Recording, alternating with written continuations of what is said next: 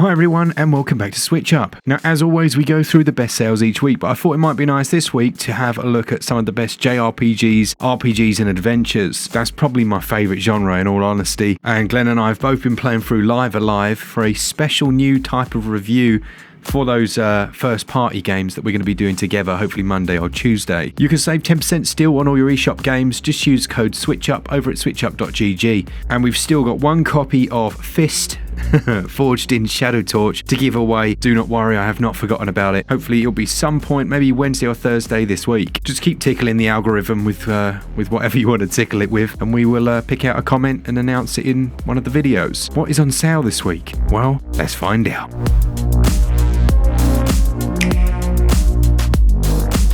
First up then, and I've recently gone back to this one over on PC, and it's Dragon's Dogma, Dark Arisen. I'd forgotten just how good the combat was. There's that first fight, isn't there, where there's the giant lion creature thing, and you're just climbing up its back, and it's going all over the place like a bucking bronco and launches you off, and then you jump back on and you're stabbing it. It really does have that Monster Hunter feel to it. Then you fight in the big Cyclops creature, like quite early. It's just a great game. Now this time around I'm playing as, essentially the Hobbit. But if you're a fan of action RPGs, then I can strongly recommend this one. Understandably, it's got a bit of a cult following around it. And there's a sequel that's been announced that we've all been waiting feels like decades for. So it's a great time to pick it up when it's 67% off until August the 16th.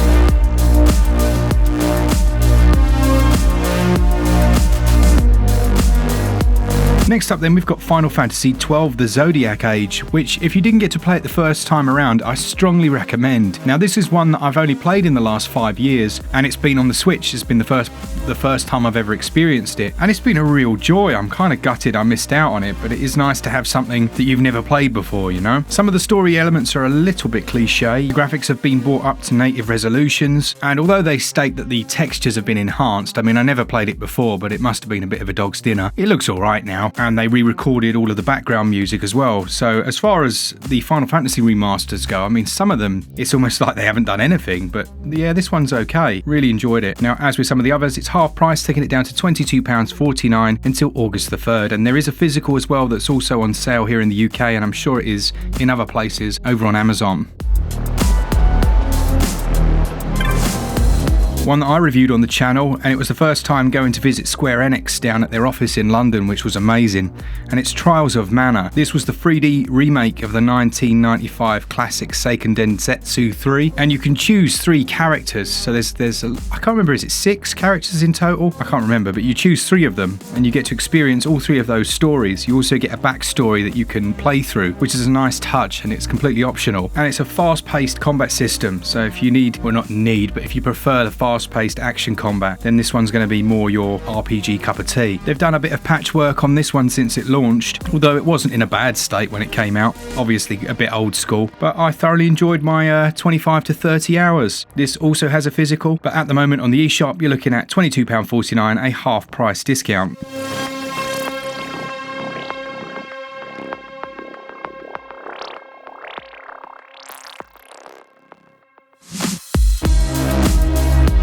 Now the eagle-eyed among you will notice that I've added a new part onto the little text at the bottom of the screen showing you what score it got on our channel. I thought that might be helpful, I don't know, and I'll try and remember to put the little boxes so you can go and see the review. 13 Sentinels Aegis Rim is probably my favourite game on this list. I've just loved it. It has a very cool mixture of a 2D, almost investigatory, like visual novel style adventure where you're time travelling with many different characters, and then you've got this real-time strategy in these huge mechs.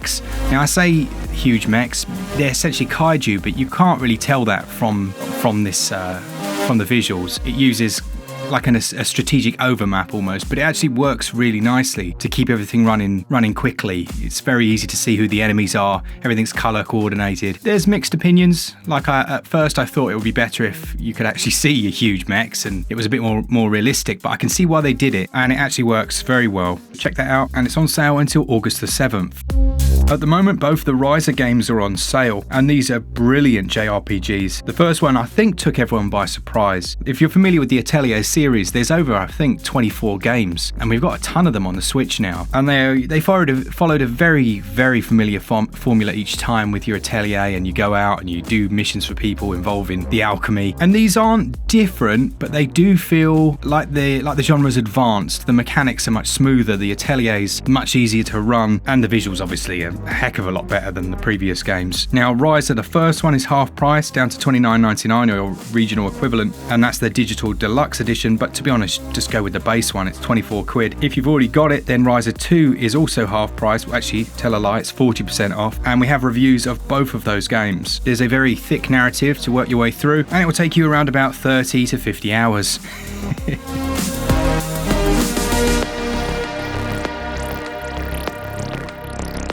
The hidden gem for this week then, it's a bit of a push, but I would argue that there are a lot of people that haven't played it for whatever reason.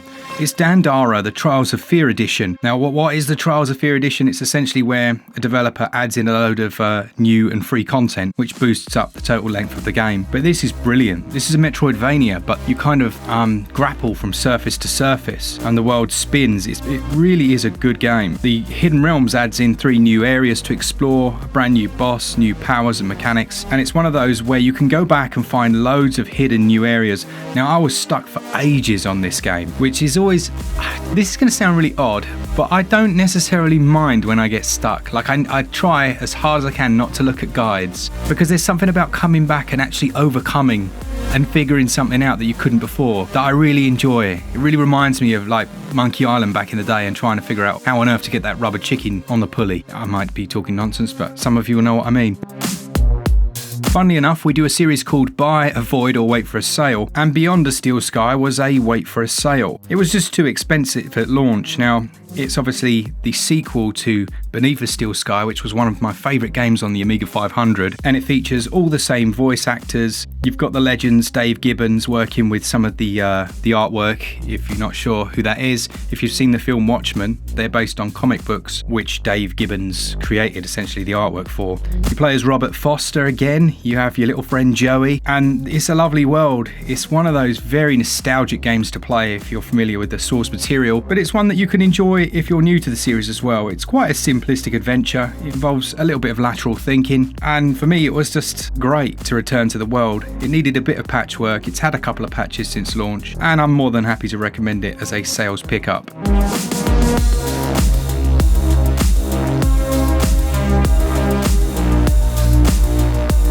Then we've got 11-Bit Studios, who have got a big sale at the moment, and they have Moonlighter, the complete edition, for £5.19. Moonlighter has a soundtrack from, I think it's David Fenn, and it's probably one of my favourite game soundtracks of all time. Track 4 for the win, if you've got it, or if you want to go onto YouTube and check it out. The actual game itself, some people really connected with and others didn't. Now, I thought it was amazing. You run your shop during the day, you're selling all of the loot and gear that you've found doing your dungeon runs at night. I think the thing that people struggle with is it's very difficult, and that can be a bit frustrating. But as you play, and if you stick with it, there's new mechanics to mitigate the frustration, like being able to return home halfway through a run and offload all of your loot and then go back. There's a few difficulty spikes, I guess, and like almost walls in the game from the difficulty, but again, I think it's worth persevering through. Obviously, the deluxe edition gives you the DLC, which is the Between Dimensions DLC, and that adds in a whole new dungeon, I think 10 new enemies and 5 new mini bosses. Very good game. That sale's on until August the 20th, and yeah, check out our full review if you're interested. Am Setsuna has aged really, really well. Now, it was one of the first games, I think, from the Tokyo RPG Factory, which is a terrible name, isn't it? They might as well have called it like the RPG McDonald's or something, but it was their first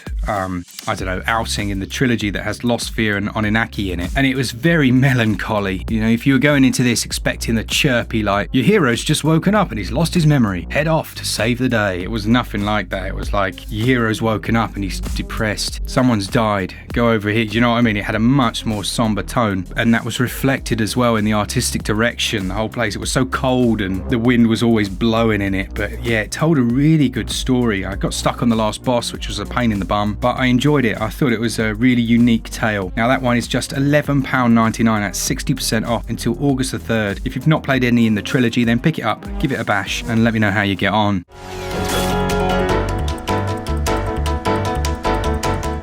Last but definitely not least then, you've got the SteamWorld games. SteamWorld and SteamWorld Dig 2, but for me, SteamWorld Dig 2 here at £5.24, 65% off. And another one that has a physical that you can buy for about £7 in Argos. It's a great little Metroidvania, and it's not even that little. The first one was really short, but this one, probably about 8 to 10 hours, which isn't massive, but well worth it. It takes inspiration from a lot of classic arcade games. You essentially have to dig your way through the undergrounds and explore these different caverns and find treasures and things, but you'll come across enemies, different NPCs, and obviously there'll be different quest lines and things like that. It's a very exploratory game. You kind of, in you go, and you feel like your hand isn't being held all of the time. I also think the visuals are just sublime, and you'll have different abilities like the hook shot. You can fly around with a jet. It's just a game that's actually fun.